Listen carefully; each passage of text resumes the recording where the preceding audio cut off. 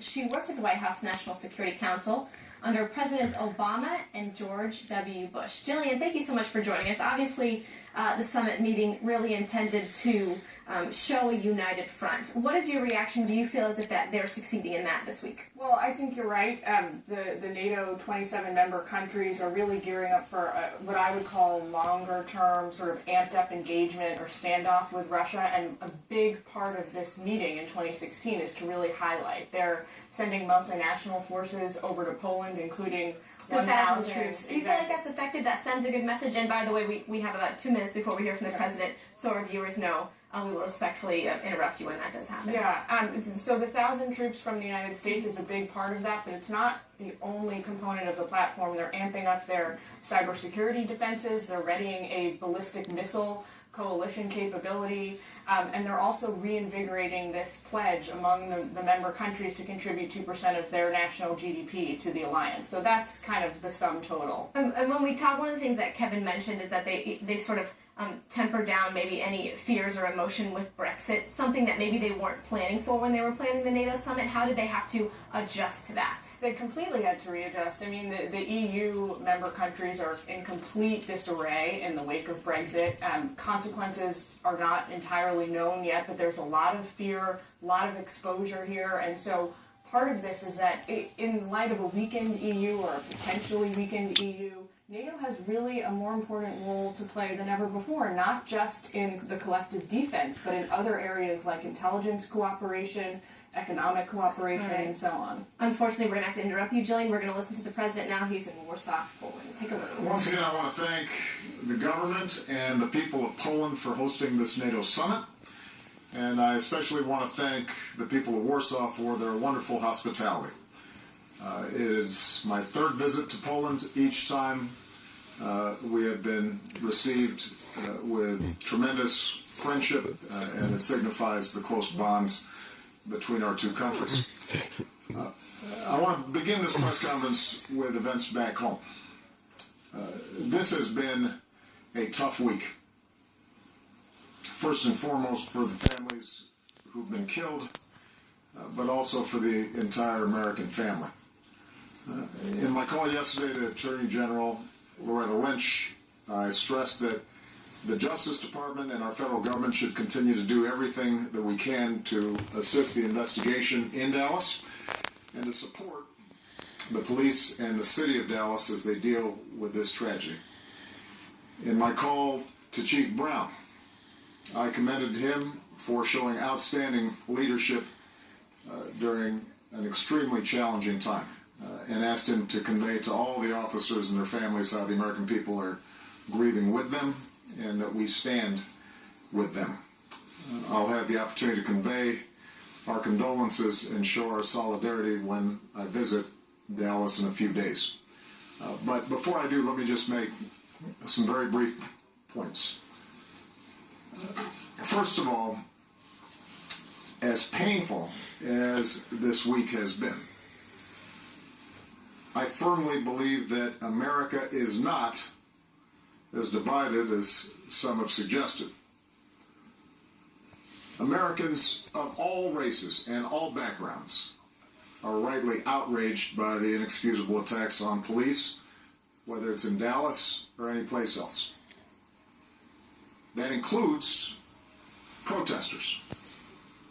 It includes family members who have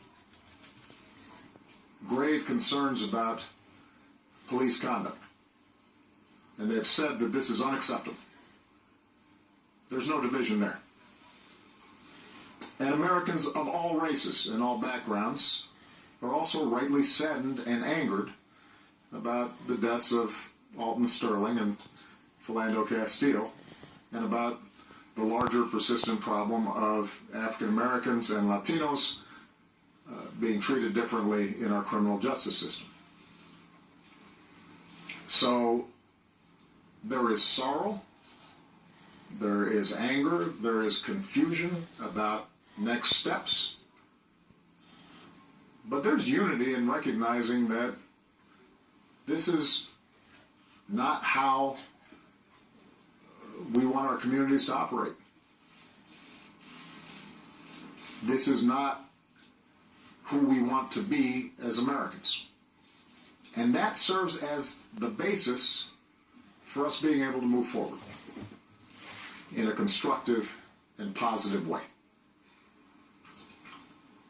So we cannot let the actions of a few define all of us.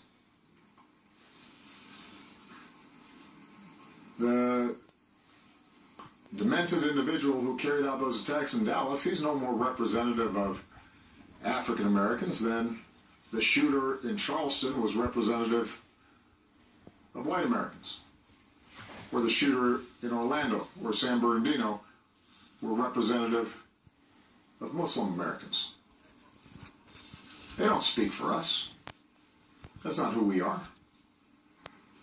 And one of the things that gives me hope this week is actually seeing how the overwhelming majority of Americans have reacted with empathy and understanding.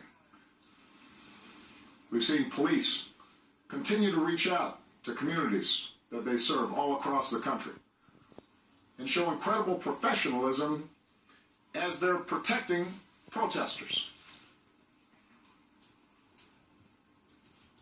We've seen activists and grassroots groups who have expressed concern about police shootings, but are also adamant in their support of the Dallas Police Department,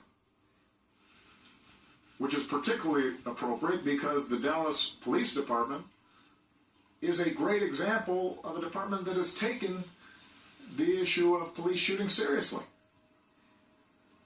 and has engaged in an approach that has not only brought down their murder rates, but also drastically reduced complaints around police misconduct. That's the spirit that we all need to embrace. That's the spirit that I want to build on. It's one of the reasons why next week, using the task force that we had set up after Ferguson, but also building on it and inviting both police and law enforcement and community activists and civil rights leaders, bringing them together to the White House. I want to start moving on constructive actions that are actually going to make a difference, because that is what all Americans want.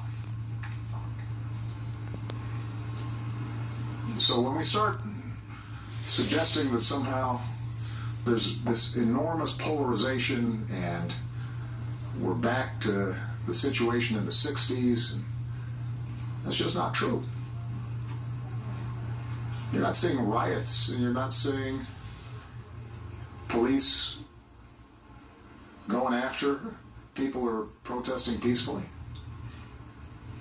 You've seen almost uniformly peaceful protests, and you've seen uniformly police handling those protests with professionalism.